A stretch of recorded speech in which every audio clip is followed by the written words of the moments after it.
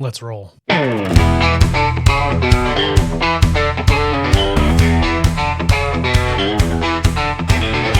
Hello and welcome to the Must Read Alaska Show.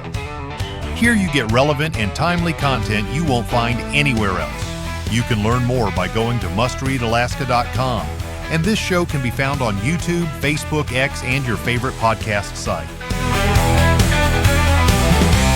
Let's talk truth about politics, the economy, and all things Alaska.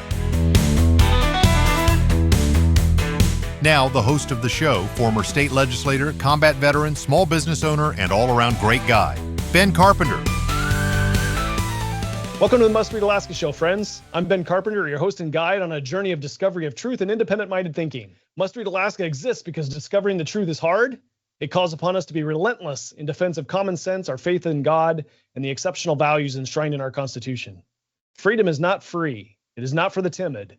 It was not secured by the weak of heart or mind. Maintaining freedom requires every one of us to be alert to daily encroachments on our liberties and on the grand deceptions of those seeking power and control over others. Every generation must pledge their lives, their fortunes, and their sacred honor, and we must never take our freedom for granted. We are not anti-government, we are pro-government, of the people, by the people, and for the people.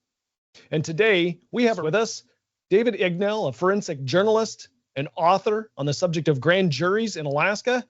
Hello, David. Welcome to the show. Hey, Ben. Good morning. Great to be on your show. So the original conversation that we had here a couple weeks ago was centered on the court cases and the Department of Law bringing a case against former chief of police down in Ketchikan. And today we're going to have a continuing conversation on that, and we're going to tie that in to the another conversation that's important to the state of Alaska here, which is grand juries. And from reading and listening and figuring out what's happened down in Ketchikan, I see some problems that need to be highlighted, and I hope that you can help us shed some light on this. So we had a prosecutor, 3 different prosecutors in the Walls case, 3 different prosecutors from the Department of Law bring felony charges against the chief. All 3 of those instances were 3 different grand juries in what appears, if I remember correctly, 2 different locations. Correct. And the result is that the judge threw out the 3rd case so that the Department of Law cannot bring those charges against the chief again. The chief was ultimately ran out of town with misdemeanor charges and a settlement that agreed his departure would eliminate those charges. So that kind of brings us to where we are today. What I'm most curious about is why didn't a grand jury investigate following those 3 cases? Why didn't a grand jury, or why hasn't a grand jury, or maybe they have and we don't know because grand juries are secret, but we certainly haven't heard anything. No reports have been filed yet. But why hasn't a grand jury investigated why the Department of Law would file 3 different charges 3 different times and have them thrown out? And is that concerning to anybody about the public welfare with regard to the Department of Law's ability to prosecute cases? The Walls case opens the door to the prosecutorial bag of tricks, if you will. There's a saying that, grand juries could indict a ham sandwich. And what the Walls case does is it shows us just how far prosecutors can go to manipulate grand juries and get what they want. Another issue that you've touched on in your introduction there was investigations. I mean, that's what grand juries do, is they investigate. And whether it's an investigation of something that's important to the public welfare or safety, or whether it's an investigation into an indictment of a single individual. I wrote my book on the Alaska grand jury because I was trying to get a grand jury investigation into the wrongful conviction of Thomas Jack Jr., which occurred down here in Juneau. And I saw that over the last 30 some years, the Alaska court system has really undermined the independence of the Alaska grand jury. It all started after a Juneau grand jury convened to the circumstances around Governor Bill Sheffield back in 1985 and how he was influencing state leases for office buildings. And they issued about a 70-page report on their findings, which really shook the state up. And incidentally, the legislature they recommended that the governor be impeached. And so the legislature came down to Juneau about the same time as the session starts here tomorrow in Juneau. And but the legislators, they didn't like the power of the grand jury. And so ever since then, for the last 35, 40 years, grand juries have been on the defensive because of the actions of the state legislature, the judges, and the prosecutors. So we've got a lot to unwrap. But I think the most important thing, and where I want to start today, is instructing grand jurors how they're supposed to act. They're supposed to be independent.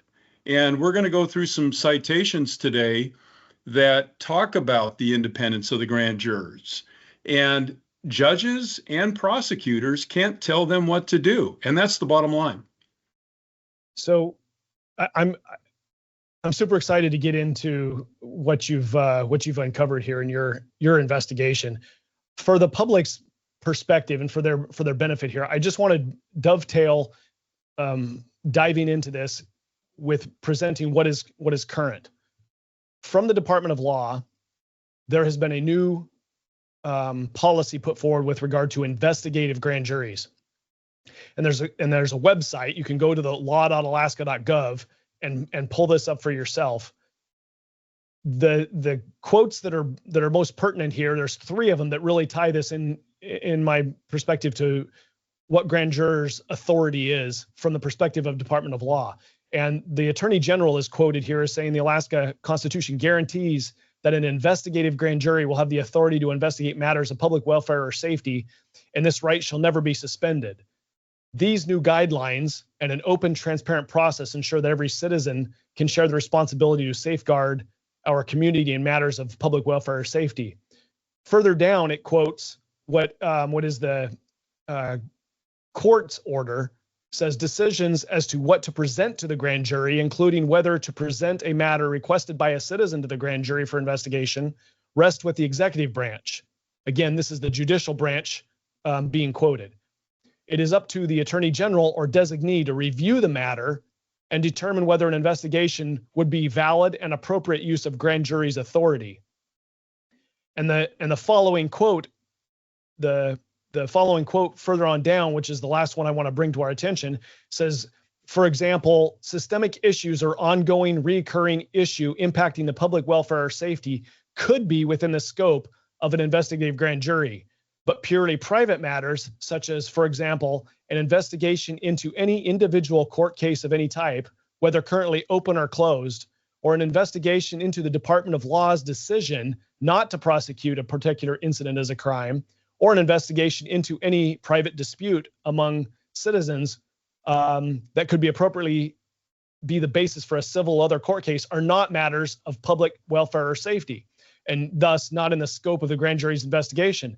So I opened up by asking the question, why hasn't a grand jury investigated what happened with the walls with regard to Department of Law basically getting their hands slapped by the judiciary that says, hey, you're not allowed to bring this court case back before me, before the judiciary, before a judge.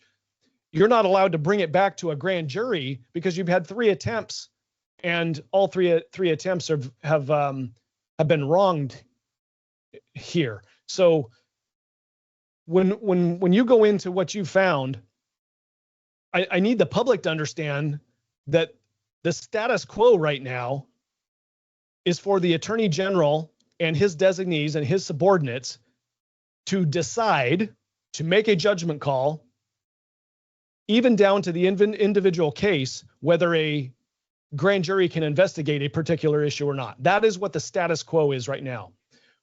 What does history say about that? Well, history says that you never investigate yourself, right? I mean, we all know where that goes. So what you have here is you've got the courts, you've got the Alaska Supreme Court, and you've got the Attorney General ganging up or teaming up and basically making it so that grand juries can't investigate them. I mean, that's what it comes down to. You have the court saying, well, it's up to the Attorney General to decide. Well, you know, I wanted I wanted people in the Attorney General's office investigated as a result of the Thomas Jack wrongful conviction. And I think that there should be a grand jury investigation into the 3 indictments that you've been talking about that were dismissed against Chief Walz. But the problem is that the courts and the Attorney General have set it up so that they're the gatekeepers, and they don't want to be investigated because they've done bad things. So this is where we're at. I would add another third instance here. You have got a Kenai grand jury that produced a report after an investigation that is sitting in the desk drawer of a judge in the Alaska judiciary.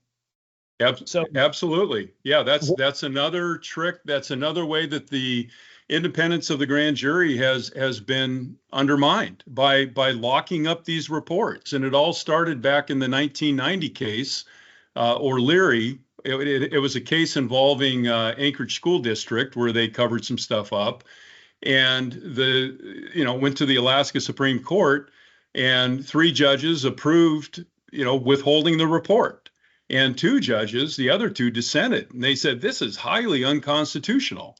So, but what I'd like to do today is take people back to an understanding of the common law roots of the grand jury. It can't be controlled by judges or prosecutors.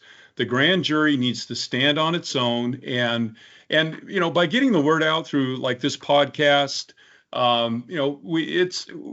we have the ability to educate Alaskans on what grand jurors are, how they're supposed to go about their business, because what's happening today is total control by prosecutors, and that's wrong.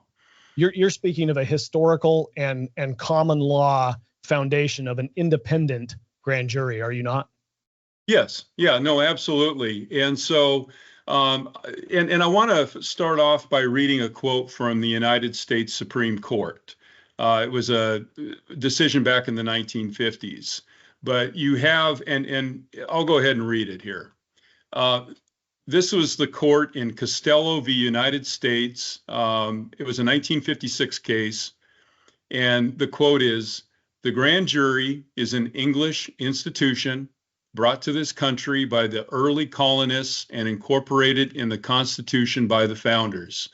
There is every reason to believe that our constitutional grand jury was intended to operate substantially like its English progenitor. Grand jurors were selected from the body of the people, and their work was not hampered by rigid procedural or evidential rules." Let me read that again. There's more to this quote, but I want to reemphasize that. Grand jurors were selected from the body of people, and their work was not hampered by rigid procedural or evidential rules. In fact, grand jurors could act on their own knowledge and were free to make their presentments or indictments on such information as they deemed satisfactory. It acquired an independence in England free from control by the Crown or judges. Ben, that's a powerful quote coming from our own United States Supreme Court, saying the grand jury is not subject to the control of the executive or the executive branches or the judges. It's independent. It stands on its own. And so, for anybody who wants to look at my book, it's on my website. It's free. I didn't want to make any money off this. This is all about just educating. I mean, I care about this place. I was born and raised here in Juneau, and I've come back after spending my career down in California. And what I see just disgusts me. So I wrote this book. It's free.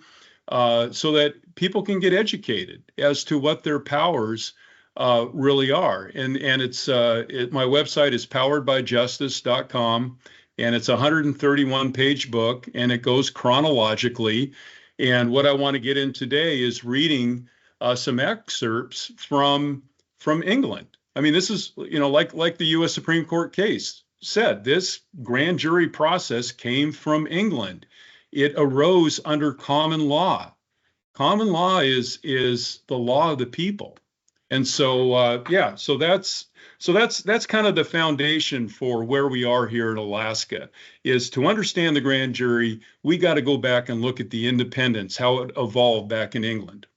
So there were some things that have kind of come to light here in the Walls cases, I shall say, because there were three different instances of indictments being brought against the Walls, which means three different times that three different prosecutors had interactions with three different grand juries. And right. we've since learned some things that might apply here. So take us back to the foundation here, and then we'll jump forward to the case and apply it to what we know with the case. Well, I'm going to go to something in my book. I think it was in chapter 7. There was a Judge Vanderbilt, and he figures into Alaska's. He was actually introduced to the Alaska Constitutional Convention, and he was singled out as his contributions. He was a judge out of New Jersey, and he was very close with one of the Supreme Court justices, Justice Brennan. And but this Judge Vanderbilt, and I cited in my book, there was a New Jersey case called Camden, and Vanderbilt said the right of a grand jury to make an inquiry independently of the prosecutor of the county is an inherent common law right. So, and that case was done about the same time as the Constitutional Convention. So our founding fathers, this is what their understanding was of the grand jury, which got cemented in Article 1, Section 8 of the Alaska Constitution. I just wanted to point that out. But now let me go to some of the things that this Lord Somers wrote. Here we go. Okay, so Lord Somers, he was the equivalent, he was the Chancellor. He was the Lord Chancellor of England.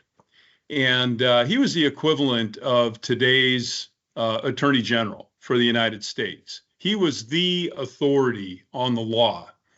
And this is what he wrote: the trust and power of grand juries is and ought to be accounted amongst the greatest and most concern next to the legislative. The justice of the whole kingdom in criminal cases, almost wholly depending upon their ability and integrity in the due execution of their office, besides the concernments of all commoners, the honor, reputation, estates, and lives of all the nobility of England, are so far submitted to their censure. Now, Ben, I mean, this is in English the way it was 400 years ago, so it's not. And I didn't mean to actually quote that that particular. But let me jump down the page here. If people need to pause and rewind to listen to the old English, then that'll probably be okay. Yeah. So let me jump down the page here. He goes, if it be asked how or in what manner the jury shall inquire, the answer is ready, according to the best of their understandings. They only, not the judges, are sworn to search diligently to find out all treasons and crimes within their charge, and they must and ought to use their own discretion in the way and manner of their inquiry. No directions can legally be imposed upon them by any court or judges. So now I just want to stop there for a second. So again, they're completely independent. The judges and the prosecutors can't tell them what they can or cannot look at.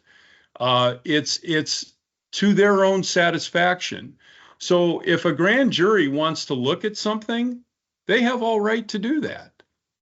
David, I think that it's a good pause here for just a second. You're talking about honor, on your honor, because you've sworn to do something, and I know that might have meant a little bit more back in the olden times than it does now. But even when you're sworn in as a grand jury, you are given the state of Alaska will give you a oath that you have to swear, and that oath is found in our court rules. You can search for court rules if you're wanting to find this. It's under Rule 6, which is the grand jury. And this short paragraph says, you and each of you as members of this grand jury for the state of Alaska do solemnly swear or affirm that you will diligently inquire and true presentment make of all such matters as shall be given to you for consideration, that would be by the prosecutor, or shall otherwise come to your knowledge in connection with your present service, which means there's information that came to you not from a prosecutor, but from some other means. And that you will preserve the secrecy required by law as to all proceedings had before you, that you will present no one through envy, hatred, or malice, or leave anyone unpresented through fear, affection, gain, or reward, or hope thereof, but that you will present all things truly and impartially as they come to your knowledge, according to the best of your understanding. So from the olden times, all the way back from England, carried forward to today, we have an oath that is given to each one of our grand juror members that requires them to investigate matters that come to their attention, whether the prosecutor brings it to them or not. Absolutely. And as my book points out, the oath, the statutory oath that you just read is very similar to the oath that grand jurors took in England 400 years ago.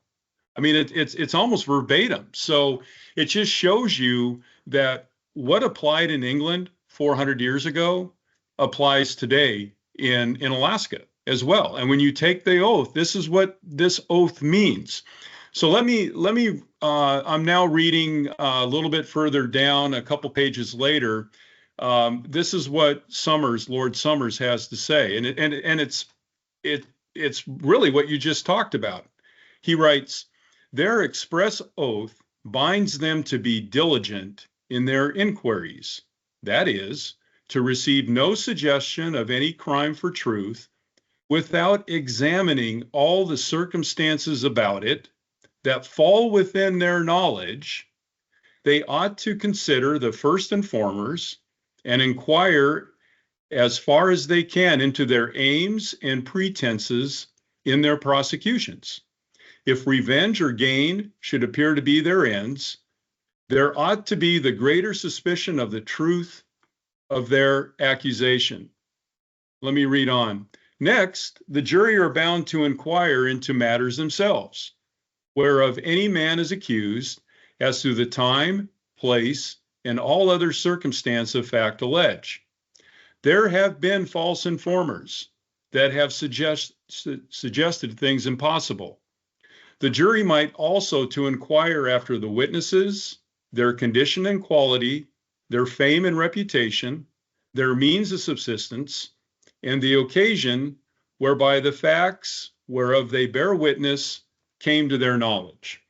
So I'll stop right there for now, because what you have with prosecutors in Alaska is they try to control the grand jury. They try to keep grand jury, and we see this in the Walls case. We'll get into this in our next segment here. We'll talk about how the prosecutors try to control the room, and the prosecutors want everything under their control. They don't want the grand jurors going out and investigating. And this is what we've seen in like grand jury investigations, like in the David Haig case, in the Thomas Jack case. The prosecutors, they try to say, you know what, you have to disregard everything unless it comes through me. And that's just wrong. I mean, we've seen how like Ray Southwell, he was a grand jury foreman, and he tried to get grand jurors in Kenai to investigate concerns about Office of Children's Services. And what happened? The prosecutor and the judge ran him out. They wouldn't allow him to present that evidence. And that's just flat wrong, Ben. I've had the prosecutors in my office in Juneau explaining to me that a grand jury cannot use inadmissible evidence in their deliberations. And what I'm hearing you describe to me is exactly 100% the opposite, that the very foundation of the power of the grand jury is for those 12 to 18 members to take into consideration the totality of evidence, whether it's admissible or inadmissible, in their decision as to whether to issue a report or to take somebody's liberty. Meaning that's what they're going to do by issuing a true bill and saying, yes, go ahead and indict a person. That grand jury is going to remove a person's liberty, at least temporarily, for law enforcement to go out and arrest them and put them in jail for a crime. And what the evidence that you're presenting is history says that the grand jury can use any and all evidence to form their opinion as to whether that person needs to have their liberty deprived. Absolutely. Compare that to what we're being told by the prosecuting attorney is that the prosecuting attorney's perspective is that the only evidence the grand jury can think about is the evidence that the prosecuting attorney is telling them about, which would mean that the grand jury would be depriving liberty of somebody based only on evidence that the prosecutor brings, not maybe the entirety of the evidence that exists. Yeah, no, basically the prosecutors are preventing the grand jurors from doing their duty. They have a duty to investigate, to seek this stuff out. And prosecutors are misleading them just in their duties that they have. Yeah, I'll continue reading here from Lord Summers. I have another paragraph here. Then I think we'll be pretty much, I've got two more paragraphs. What's that? And then we can jump over to the Walls case. Absolutely. Yeah. So neither may the jury lawfully admit to inquire concerning the parties accused of their quality, reputation, and the manner of their conversation with many other circumstances, from whence they may be greatly helped to make the right inferences of the falsehood or truth of the crimes whereof any man shall be accused. The jury ought to be ignorant of nothing whereof they can inquire or be informed, that may in their understandings enable them to make a true presentment or indictment of the matters before them. 'Tis certainly inconsistent with their oaths to shut their ears against any lawful man that can tell them anything relating unto a crime in connection before them. So I've got one more paragraph to read, but I just want to stop there because I want to read that sentence over again. 'Tis certainly inconsistent with their oaths to shut their ears against any lawful man that can tell them anything relating unto a crime in question before them. Yeah, Ben, we're gonna see when we start doing the opening the door into the Walls case that the prosecutor is telling jurors to disregard what some of the witnesses said, because they said, well, that's hearsay, or that's not within their domain, or it doesn't pertain to the facts that we want you to hear. And then let me read the last thing here.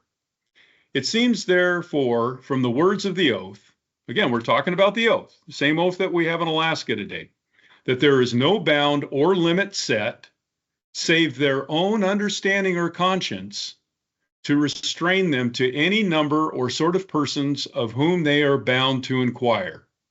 They ought first and principally to inquire of one another mutually what knowledge each of them hath of any matters to question before them.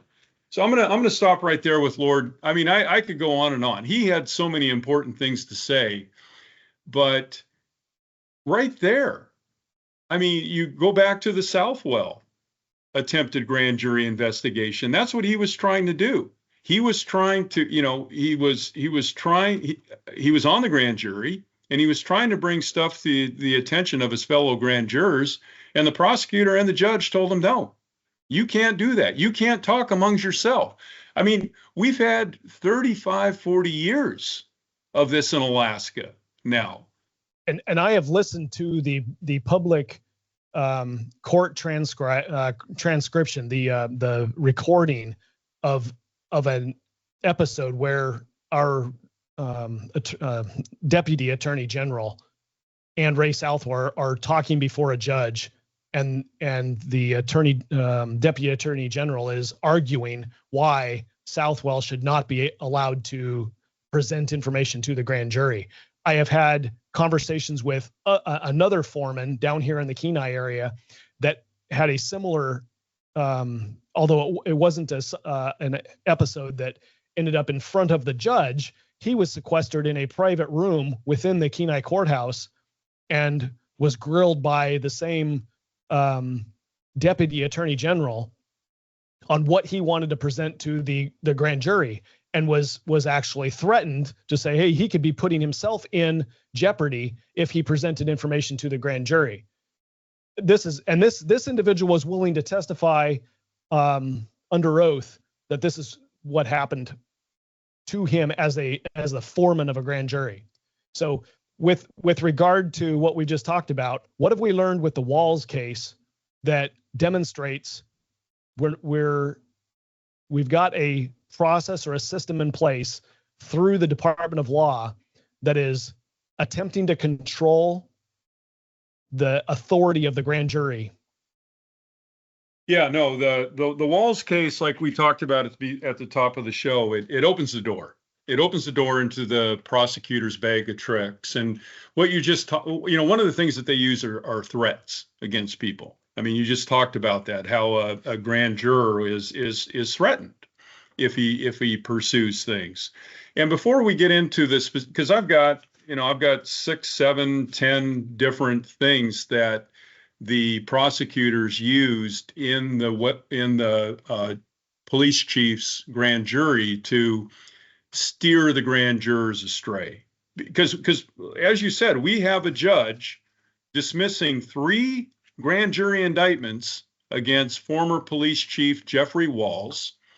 And she keeps saying, the prosecution is misleading the grand jury and their false testimony is being given.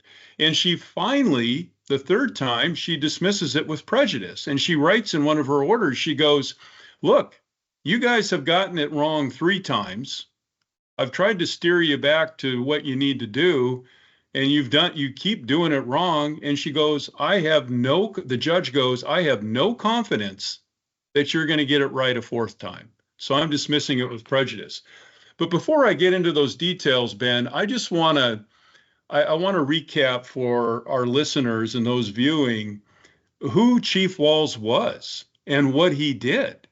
I mean, he had been a commander down in New Orleans. He had 20 years of experience, the last 10 as a commander.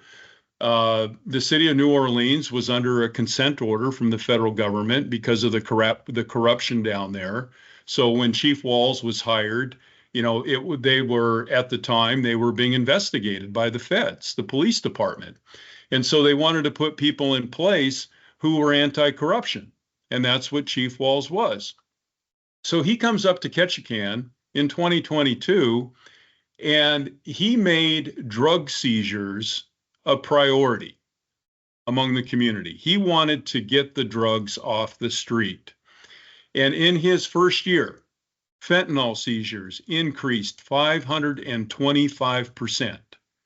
And the FBI special agent in charge from the Anchorage office for all of Alaska flew down and commended his department on having more drug seizures than any other department in the state. That was in November of 2022. The next month, our attorney general went to have him indicted. And so here's a guy who's taking deadly fentanyl off the street. Yet the attorney general is trying to run him out of this, not only run him out of the state, but put him in prison. And so so I've got a number of So that begs the question to me, because the argument that's being made by the district attorney through Department of Law through the district attorney is that there's one episode that happened at a eating establishment that demonstrates that the chief of police is abusing his authority, and therefore we're going to charge him with a felony, and barring being able to continue to do that, we're going to continue to charge him with misdemeanors that ends up with a plea deal that forces the police chief to resign and move out of state. And that's the agreement that was made with Department of Law to drop the charges of the misdemeanor. So the question in my mind that a grand jury ought to be thinking about is, well, did the city of Ketchikan employ and allow a police chief who was known to abuse his authority? Did they turn a blind eye and allow that type of an individual to continue to be a police chief because they were the hiring and firing authority of that police chief? Or did the Department of Law abuse their authority in running this guy out of town because the city of Ketchikan did not fire him for that particular reason, had not even brought up any sort of allegation that this was the situation? So with regard to public welfare, which is it? Is the city itself wrong in not getting rid of somebody who's abusing his authority as a chief law enforcement officer? Or is the Department of Law wrong for trying to run somebody out of town for nefarious reasons, for reasons that the judge agrees you can't continue to bring against him? Which is it? In either instance, you would think that the grand jury would want, that the people would want to know, what do we have? Do we have a city that's hiring somebody that doesn't need to be hired, that is abusing his authority? Or do we have a prosecuting attorney and a Department of Law that is abusing their authority? You're absolutely right, Ben. You're hitting the nail on the head, because this is an issue where the public needs to know. It concerns the welfare and safety of everybody in Ketchikan and other places of Alaska, and this is exactly what grand juries were designed to investigate. But this is one case, and I go back to the Attorney General's website, the state Attorney General's website that I read earlier. And it specifically says that an investigation into any individual court case of any type, whether currently open or closed, is not generally in the public welfare. So if the grand jury is not going to be allowed to investigate one particular case, the Walls case, because the Attorney General believes that it's not met the standard of public welfare, then what case would? Like, under what circumstances would a grand jury be allowed to look into the conduct of the Department of Law or the judiciary? Under what circumstances? Well, Ben, the thought came to me that you're hitting the nail on the head so many times, you must be a carpenter. So, I mean, my dad was a name only. I couldn't help but bring that one in there. I mean, we're laughing and joking and everything, but it's so serious. I mean, I think of Thomas Jack Jr., innocent man sitting in jail over the last 15 years, put in there and kept in there by this Department of Law. I think of Chief Walls and his wife, back in New Orleans, wishing, like I wrote in my first article, Must Read Alaska. Sharon Walls told me that, if you told her there was a pot of gold here in Alaska, all she had to do was fly back and claim it. She wouldn't come back.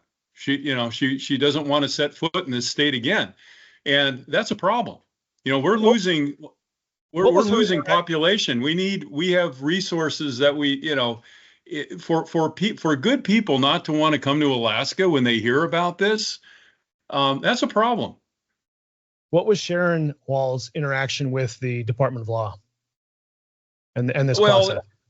Yeah, she was subpoenaed as a witness, but yet when she tried to the grand, but when she tried to tell the grand jury what happened, they shut her up. They disconnected her. I mean, they gamed the system. But yeah, we can turn now to some of the ways that they gamed the system in this. I don't know.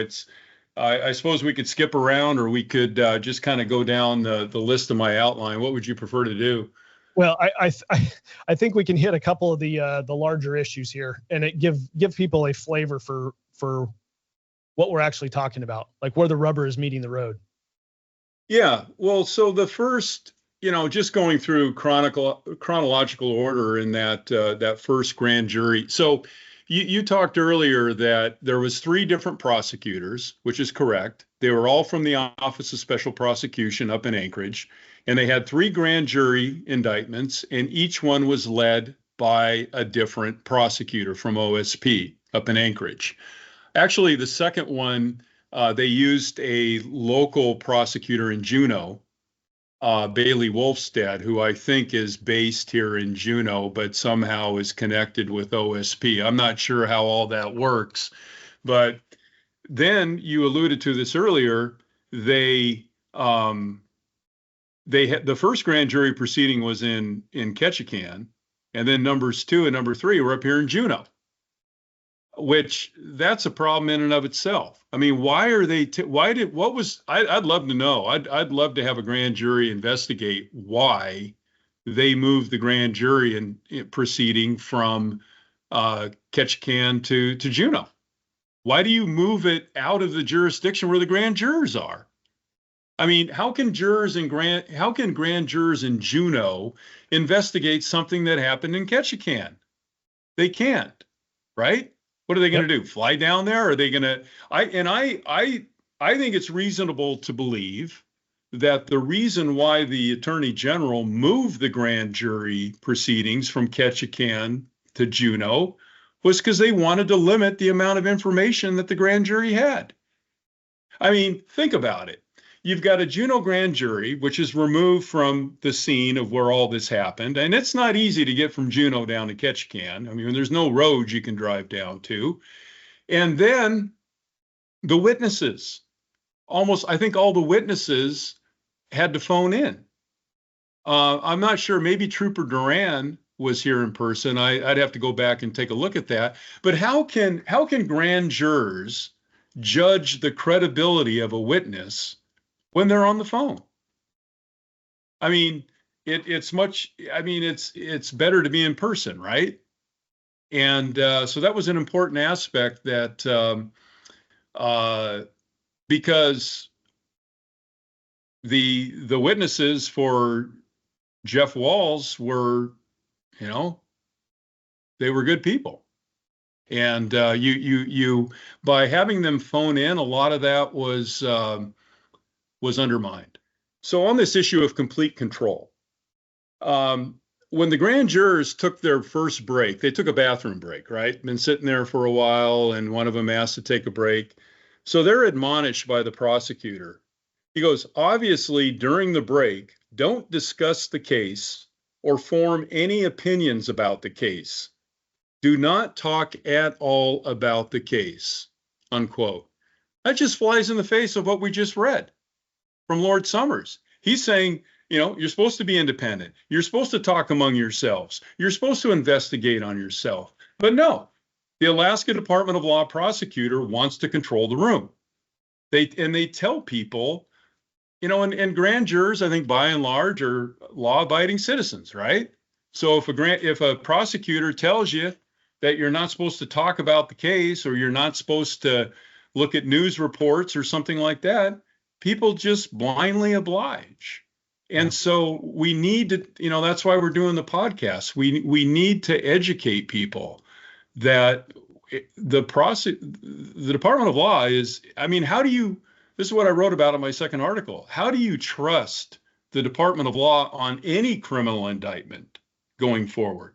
Because like you said, Ben, they had three independent prosecutors from the Office of Special Prosecution. They kept getting it wrong. So who controls them? Well, in your article, you point out that there was a retired Alaska State Trooper get involved and send his opinion, and he was a chief investigator in this area.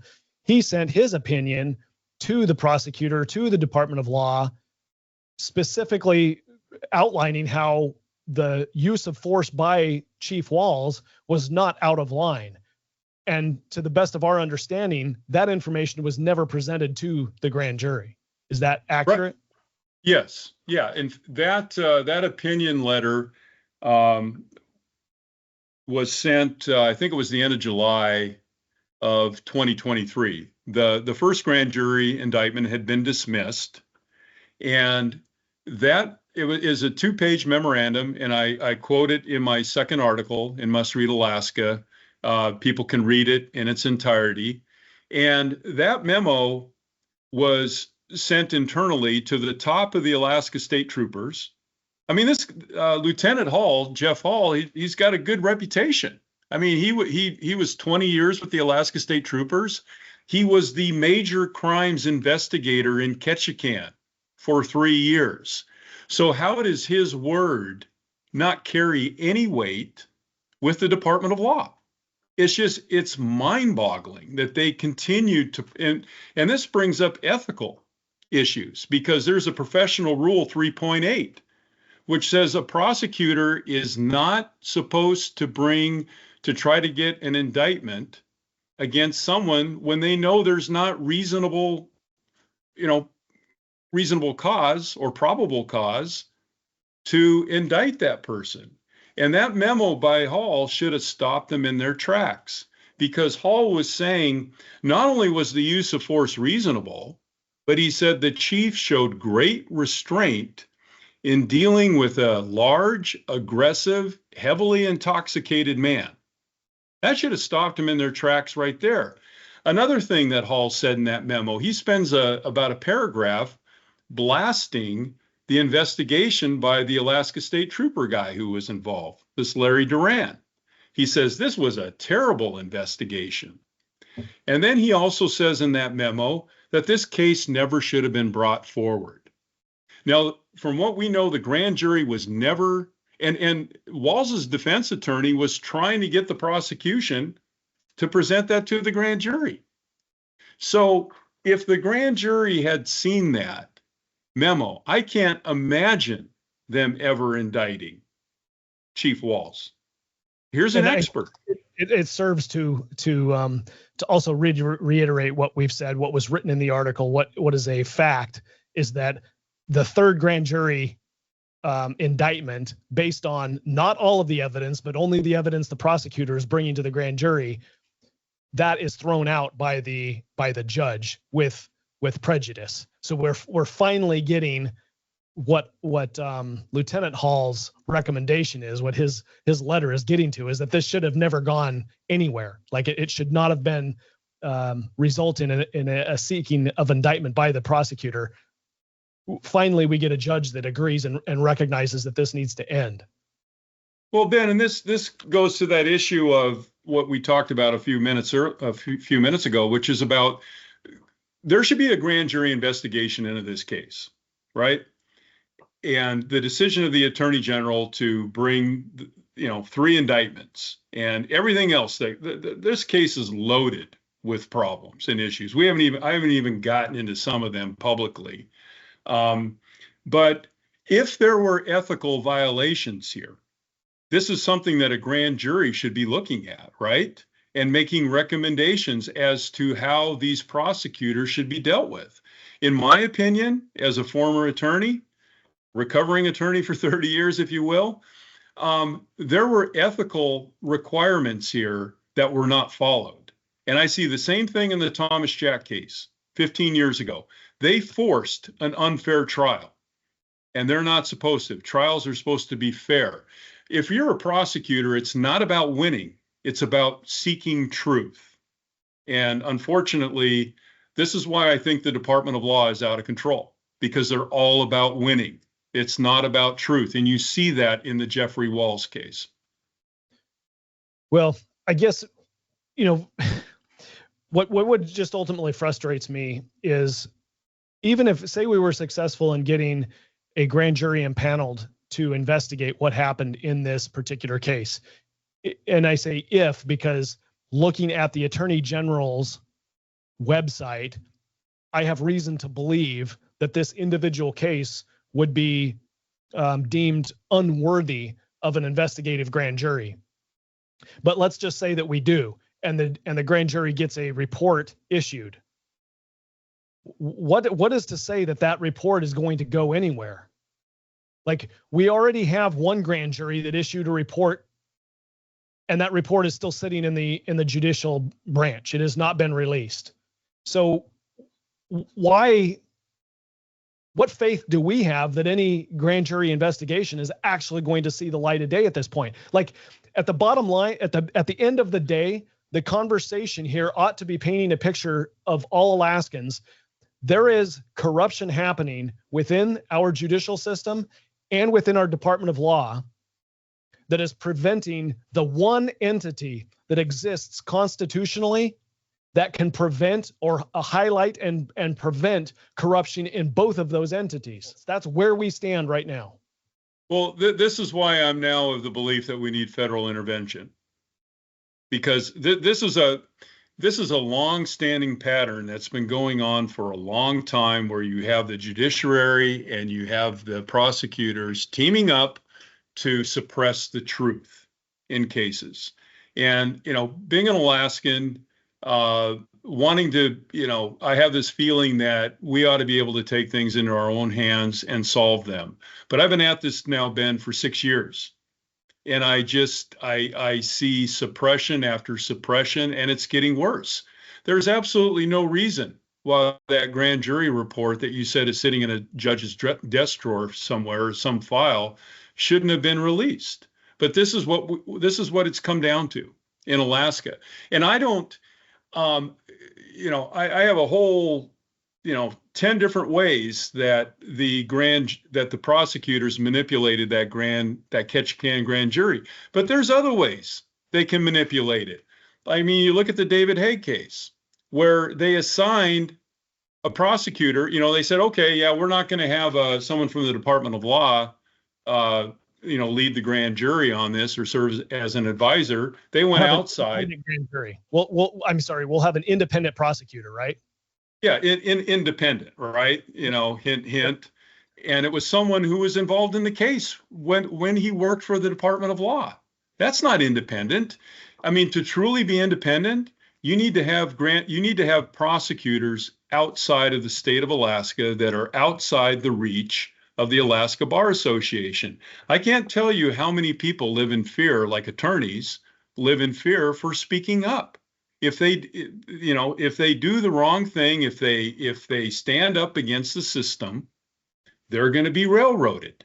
And I've had some attorneys tell me, we don't care as much about we're about retired, we don't care, but we fear for our clients. Our clients will get blacklisted.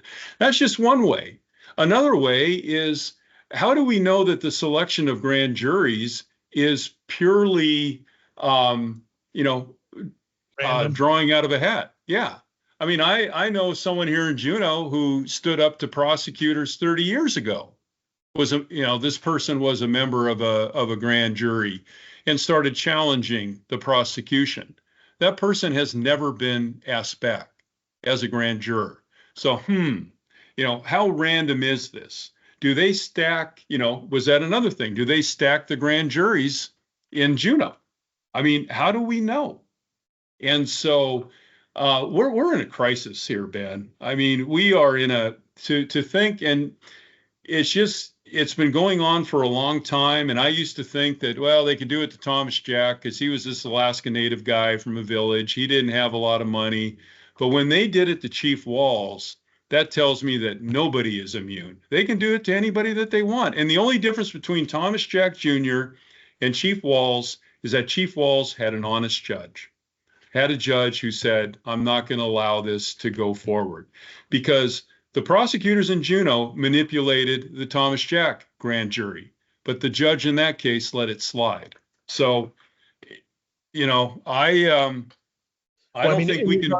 In regards to the grand jury's report that has not been released, that justification from the judicial branch is that we don't have that grand jury. Part of the court rules state that the report has to be returned to the grand jury, and we don't have a grand jury anymore because the 12th member disappeared, right? I have since had a conversation with the attorney general who told me, no, we know exactly who the 12th member is. We know where they are, but there has never been a push by either the Department of Law, the attorney general, the governor, the Supreme Court, any judicial officer.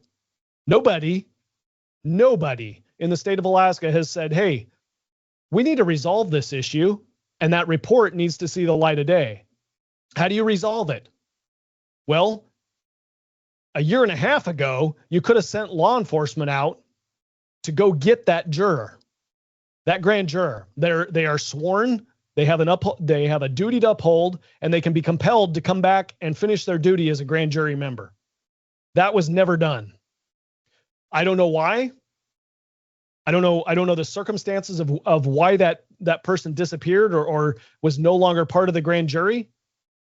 I do know that the justification, when I asked about this, the justification was that, well, we were just coming out of COVID and we impaneled the bare minimum necessary, which is 12, and we didn't have any alternates. So there wasn't an alternate. Now we have 11. We don't have a complete grand jury, and therefore we can't ask the grand jury to fix the report or finalize the report. Okay. So now we're just sitting in limbo. Okay. Well, that's fine, but you could authorize another grand jury. You could bring this information to the other grand jury and say, hey, look, there's a previous grand jury that issued a report. Because we don't have members for that grand jury to make it an impaneled legal grand jury constitutionally, we need a second grand jury to take a look at this and decide whether this grand jury wants to follow that report by releasing it or do something with it. But it's not in the purview of the judicial branch or the executive branch to decide whether that report sees the light of day or not. But to this date, no prosecutor, nobody within the Department of Law, nobody within the judicial branch has attempted to find a solution to getting that report released. Yeah, they just want to hope that any future report that's critical of our legal system would ever get released. Yeah. No, I mean, you put the fox in charge of the hen house, and look what's going to happen. They do not, because careers will fall. I mean, they don't want this stuff to get released, and they control the process. And so as a result, Alaskans aren't going to know the truth. I mean, we have a pretty good idea of what the truth is, but that's what, it's no longer Ben Carpenter or David Ignell talking about, the result of our investigations. It's now a body of citizens. And that's the whole intent behind a grand jury, because it's not a body of power. It's not absolute power. It's a group of citizens who come together for 3 months, or in a special case, maybe a year. They investigate and then they get the hell out, because there's no power. It's the people. And I heard you talking on another show about, the Declaration of Rights in the Alaska Constitution. And Article 1, sections 1 and 2, the power is vested in the people. And so when you have 18 people, that's another way they manipulate things, right? Well, we're only going to have 12 grand jurors and one's going to disappear. And so that'll buy us 3 years time, and we'll figure out another way to manipulate the process. I mean, that's how it comes across to me. And I think you and a lot of other people as well. So, but, having 18 people, this is what they had in Ketchikan. They had 18 people. This is what they had in Juneau. They had 18 people. And it took 10. It took 10 to take action, to have an indictment. And so it was the majority decision within the grand jury. It's not a majority, and it's a majority decision. Yeah, and so it's a democratic process. That's right. Someone can come before the grand jury with a claim that they want to investigate, and the people there have to decide, is this worth my time or not? Yeah. Maybe I know with my requested grand jury, what I was requesting in the Thomas Jack, I wanted to investigate both the Department of Law and the Supreme Court. And first of all, they let the grand jury be led by someone from the same office that I wanted to investigate. That's a huge conflict of interest. And I wrote about that in Must Read Alaska a couple of years ago. I said, Treg Taylor should resign because he allowed the grand jury in Juneau to be advised by someone who had a conflict of interest. And then I think they waited until like the last day. Grand juries are typically sworn in for 3 months. They meet like once a week and they go for a 3-month period. I think they waited until the last day. And then at that point, people are thinking, okay, what Ignell's asking to be investigated is going to take a year. So yeah, we're gonna vote no. So there's all different kinds of ways that they can, and they would not let me. I asked to go before the grand jury, and the Juneau judge would not let me. And if you go back and you look at the grand juror handbook from 1961, the original grand jury handbook, it says that citizens have the right to ask a grand jury to investigate. So I should have been able to walk across the bridge here in Juneau, appear before the grand jury, give them my evidence and why I was asking, appear to them in person and ask them, please investigate this. But the judge would. Just so the public is aware, that specific point about a member of the public having access to the grand jury is a very, very important concept. The Supreme Court has recognized that they were wrong. And the reason that I can say that with such boldness is that they issued Supreme Court Order 1993, and then they followed up with Supreme Court Order 2000. And Supreme Court Order 2000 is the one that put into court rules a partial process, recognizing that a member of the public does have access to the grand jury. This concept with the Attorney General's new policy on his website is detailing how the Department of Law believes under what circumstances a member of the public has access to the grand jury, and is further refining and further controlling that process. So this is a recognition that decades worth of interference by both the judiciary and the Department of Law through multiple human beings that are in charge over those decades has shut down a member of the public's ability to get into a grand jury and bring forward an issue that might need grand jury's attention. And this is the sobering thought. You got a member of the public or a member of the grand jury who says there's something on my conscience that I need to bring forward, and you guys get to decide. A majority of the members of the grand jury gets to decide. I'm putting it into your hands. You get to decide. And the district attorney, Department of Law, district attorney, the judiciary, they're saying, well, we think that we need to weigh in on what can actually be brought forward. We can't trust the grand jury. We can't trust a majority of the members of the grand jury to decide what they want to investigate. We have to qualify it first. The Constitution trusts, and we trust because we agree with the Constitution, that 18 members of the grand jury, when they come to a consensus, a majority consensus, they can deprive any one of us of our liberty. They can cause the law enforcement agency to go take us away from our family and put us in jail, deprive us of liberty under the color of law. Our process trusts that those members of the grand jury can figure that out. They have the trust in them when presented with their information that they'll make a good decision, and they'll say yes or no about whether somebody's liberty can be withdrawn. But the same individuals are saying, oh, but we can't trust a grand jury to decide what they want to investigate. Yeah, Only no. when we present the information to them do we trust them to come up with a yes or no. But they can't possibly be able to come to a conclusion on their own without our guidance.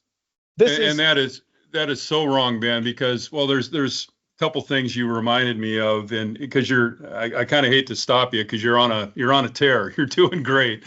But the first grand jury handbook brought this out, and this is another place where the Alaska court system has manipulated the process, because the instructional materials that were in place for the first 20, 30 years of Alaska, since Alaska statehood, have now been they've been replaced, and modified. The court has watered down the grand jury, because the first handbook talked about how the attorney was just an advisor to the grand jury, and they can have them leave, or they can ask for other advisors. And I want to bring this up because this happened in the Jeff Walls case. When his wife, Sharon Walls, was testifying to the grand jury, she was trying to inform them that this was the third grand jury indictment. She wanted to tell the grand jurors that this has been already dismissed twice. The judge herself has ruled that the prosecutors were misleading the grand jury, and that one of the witnesses had lied, and they cut her off. And so they wouldn't let her testify to that. And then at one point there was another phone call, and she tells the grand jury, she goes, "You can ask the judge, or you can ask the attorney to leave the room," and they cut her off. So the prosecution didn't want the grand jury to know what their rights were, even when one of the witnesses was trying to inform them that, yeah, you have the right to tell the prosecutor to leave the room. And so how are you supposed to control something if you're not in the room, right? So this is all wrong. But the other issue that you touched on was, let's go back to England. And what were the penalties for prosecutors when they tried to mislead a grand jury, right? Because we've seen that now time and time again, especially in the Walls case. We have a judge's order that says 3 times you tried to mislead the grand jury. So is it all right if I go back and try reading from Lord Summers again and what he has to say about that? Let's hear of some Lord Summers. Okay. The prosecutors themselves, notwithstanding their big words and assuming to themselves to be for the king, if their prosecution shall prove to be malicious, or by conspiracy against the life or fortune of the accused, they are therein against the king, and ought to be indicted at the king's suit for such prosecutions done against his crown and dignity. And if an attorney general should be found knowingly guilty of abetting such a conspiracy, his office could not excuse or legally exempt him from suffering the villainous judgment to the destruction of him and his family. 'Tis esteemed in the law one of the most odious offenses against the king to attempt in his name to destroy the innocent, for whose protection he himself was ordained. I mean, that tells you right there the importance of an independent grand jury and what needs to be done. The danger of having a grand jury misled and an innocent person indicted, because that's exactly what we have in the Walls case here. And so this is against the state, and this is where we're at today. How can we trust any prosecutor? I mean, we've got drug dealers out there. We've got killers out there. We've got rapists out there. How can we trust? And we need to have faith in our prosecutors. But how can we have that today after the Walls case? We can't. There was one more thing. I've got one more quote to read. Before you move on, I think there's a really good distinction here that people need to recognize. The Attorney General's new process for grand juries is called the investigative grand jury. And what that ought to really read is the independent grand jury. recognize that words have meaning, and the Department of Law is saying we don't want to have an independent grand jury, we want to have an investigative grand jury. The distinction is that we believe that a grand jury should have the right to investigate something as long as we say they can investigate it, and they can issue a report. But they certainly cannot do an investigation and indict. That is resolved, or it is left to just up to us. We are the prosecutors, and we get to decide when somebody is indicted or an indictment is brought forward, because the definition of an investigative grand jury from the Department of Law's perspective it removes the possibility that a grand jury could investigate and indict. That is why you're calling it, Mr. Attorney General, that is why you're calling it an investigative grand jury and not an independent grand jury. An independent grand jury, 18 members, a majority of which would be trusted to be able to conduct an investigation and either issue a report or ask that an indictment be drawn up. An independent grand jury would be trusted to do that. You are not impaneling or empowering an independent grand jury. You are empowering an investigative grand jury for the specific reason of controlling what the outcome is of that grand jury. Yeah, no, it's another one of many points here where I had half an ear to what you were saying because I was looking for this other quote for Lord Summers, but I think you were trying to say that. So the Treg Taylor is trying to say today that as a grand jury you can either indict or you can investigate. You can't do both, correct? That's correct. Yeah. 100%. Yeah. So. That is just flat out wrong. I mean, a grand jury can't bring charges. They can't prosecute charges, but they can certainly indict. And if the prosecutor decides that we're not going to, prosecute this, that's in their domain. But that's something that the public has a right to know about. I mean, right. If a grand jury goes out and investigates and they find that, a host of people within the Department of Law and the court system are guilty of treason, because I'm going to get to that next. If they find that they're guilty of treason, they can indict them. Absolutely. Why should they not be able to indict? But they're going to release a report too. I mean, this is how the grand jury is supposed to work. The grand jury investigates, they release a report or presentment. It was the old word for it, was presentment, and then they can indict or not. And so they could do that in all these things. They could investigate, they could do a report, and they could indict. Now, let's say they want to indict the governor. Let's just say they want to indict the governor. They can do that.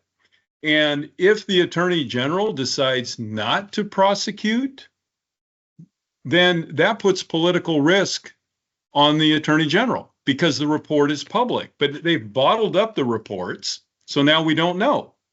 So this is how, and you know what? The attorney general knows better than this, because back in the 1985 Sheffield investigation, the grand jury wanted to indict Bill Sheffield, the governor, and they were advised by a Watergate prosecutor from Frampton.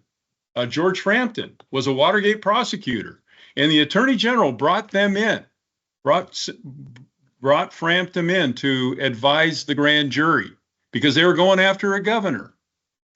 And the grand jury wanted to indict, but the laws back then weren't specific enough. I mean, the grand jury was fed up with what the governor did, and they wrote a 70-page report blasting him and saying that he ought to be impeached. They would have voted to indict if the laws were on the books to allow them to indict, but they weren't. So they voted to impeach instead. So there you have a case 40 years ago where the attorney general wasn't telling the Juneau grand jury that you can investigate but not indict. No. I mean, this is a fiction that they've made up, and it's nonsense. Yeah. And to be clear, the grand jury in the Sheffield case didn't vote to impeach. They released a report. They voted to release a report, which even the court rules say a report can have in it allegations of wrongdoing, meaning the grand jury is not going to deal with it. They're not a law enforcement branch. They're an independent entity that is granted authority under the Constitution to investigate and indict in capital crimes, right? So if you have misdemeanor crimes, well, that doesn't fall under the purview of the grand jury, right. But they can certainly highlight it in the report and then let the people put pressure where pressure needs to be put in order to seek justice. So anyway, wow, this has been a very long podcast, but important. Yeah, let me add one. Let me. What are your final closing thoughts here, David? Yeah, I want to quote from Lord Summers again here, because we're and this is page 12 of my book. He goes, "The king's prosecutors take an oath to serve the people as the king himself, and to minister the king's matters duly and truly after the course of the law to their cunning, not to use their cunning and craft to hide the truth and destroy the accused if they can. They are also obliged to put no manner of deceit or collusion upon the king's court, nor secretly to consent to any such tricks as may abuse or beguile the court or the party, be in it causes civil or criminal, and it is ordained that if any of them be convicted of such practices, he shall be imprisoned for a year and never be heard to plead again in any court. And if the mischievous consequence of their treacheries be great, they are subject to further and greater punishments." So there we have it.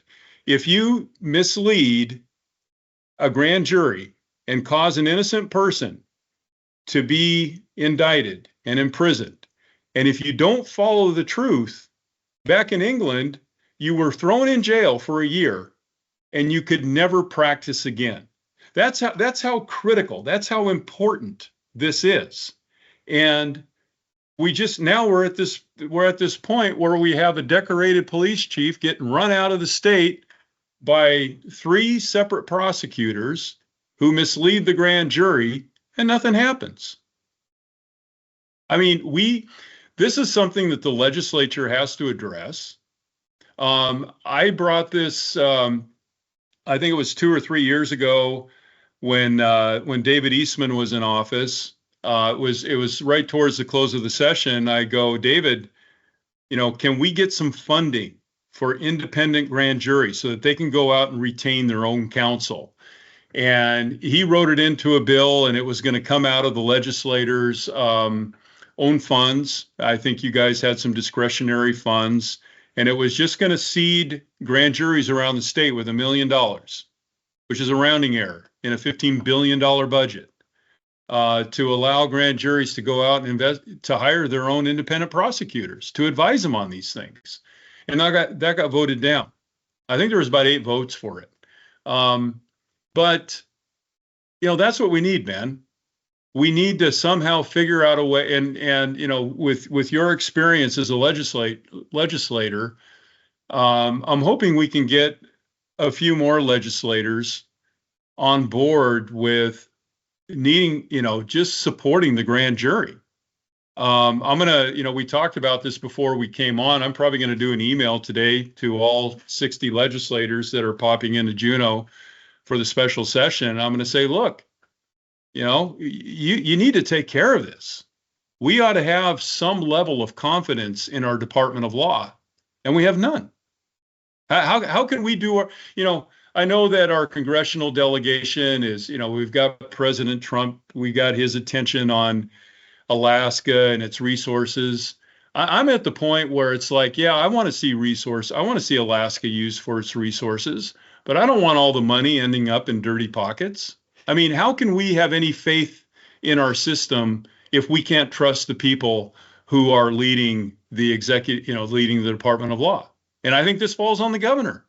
I mean, I've been trying to get a meeting with him for years, and he's got to know about this. I know that he knew about AKA mom, and he did nothing. So who's running this state?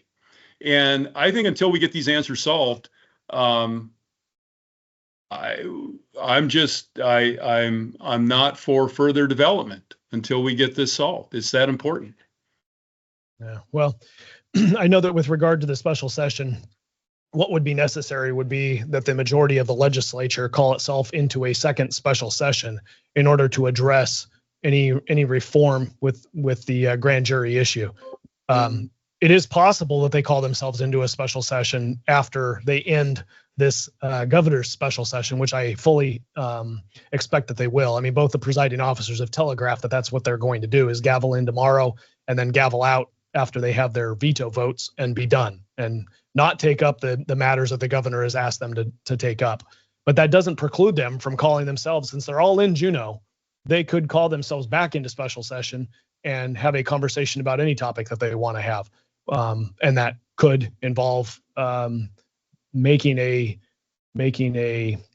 public statement on holding prosecutors and judicial members accountable for interference with a grand jury.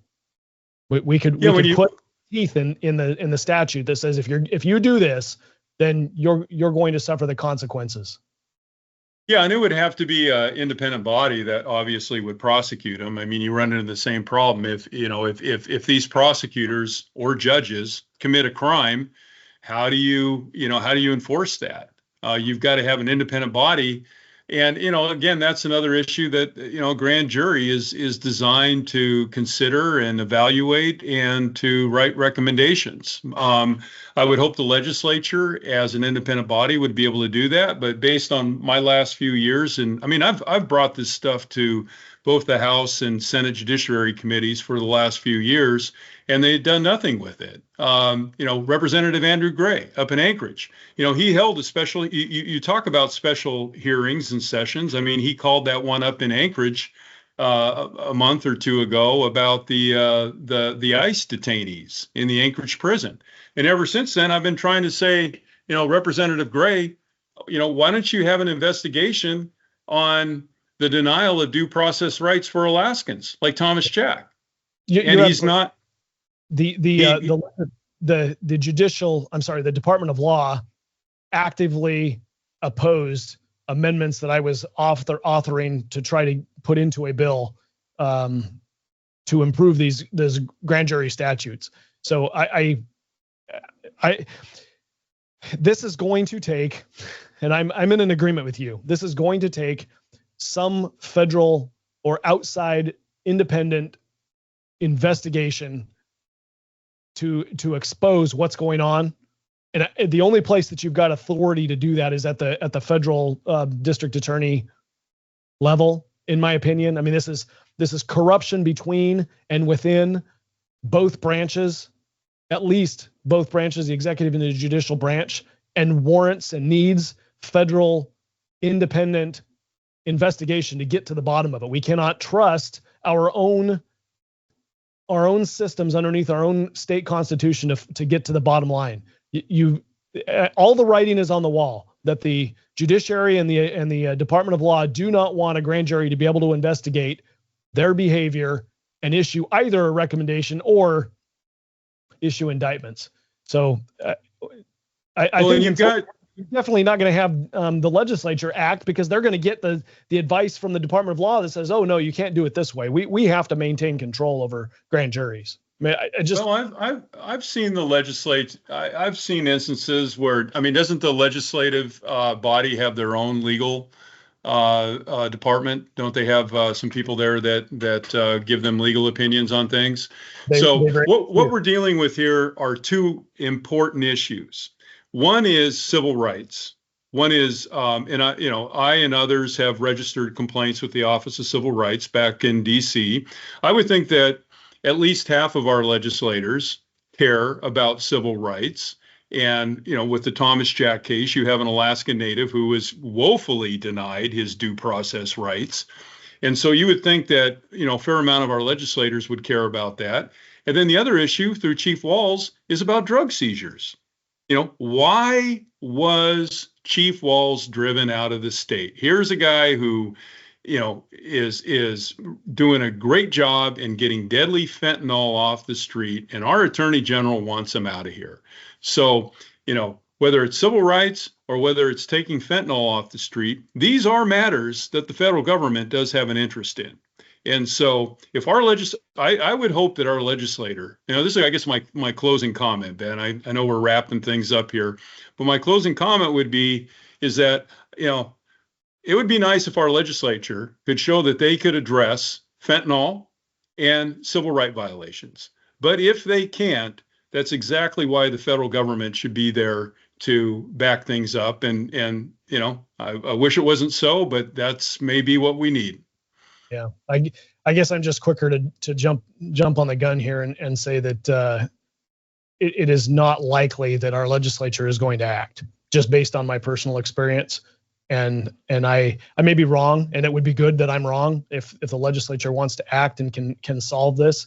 But I think that we see that the evidence of a very entrenched status quo within the legal profession that is not going to allow movement in any positive direction. So anyway, thanks, David, for joining me for this conversation. Thanks for doing all the work that you do in regard to investigating and highlighting the issues of corruption here within our state government.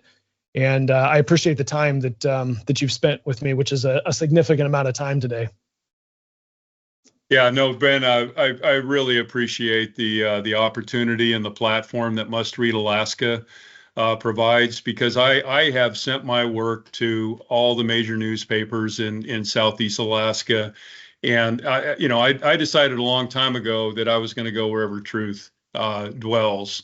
And I just want to thank the editor, Suzanne Downing, who has provided me a platform, and now you. And with the podcast here, and hopefully we can reach more people in Alaska through this joint partnership, I'll call it. It's been alleged that I'm getting some kind of financial compensation for this. I want to set the record straight. I'm getting none. All I care about is justice, and that people are given a fair shake, and that's straight out of the book of Isaiah. If you don't have justice in your government, you've got nothing, and you're going to be destroyed. So call it self-preservation, call it a concern for, my heart and my soul are here. I mean, this is where I was born. I'm looking over at St. Anne's Hospital where I was born, some years ago. So yeah, it's but it's great to have you on board with this fight. And let's roll up our sleeves even some more and get after it. All right. Thanks, Dave. If you are listening or watching this podcast and you want to join the fight, you want to help support this, go over to mustreadalaska.com, click on the donate link, and get involved in helping us spread the word and highlight what needs to happen. Till next time, Alaska, stay frosty.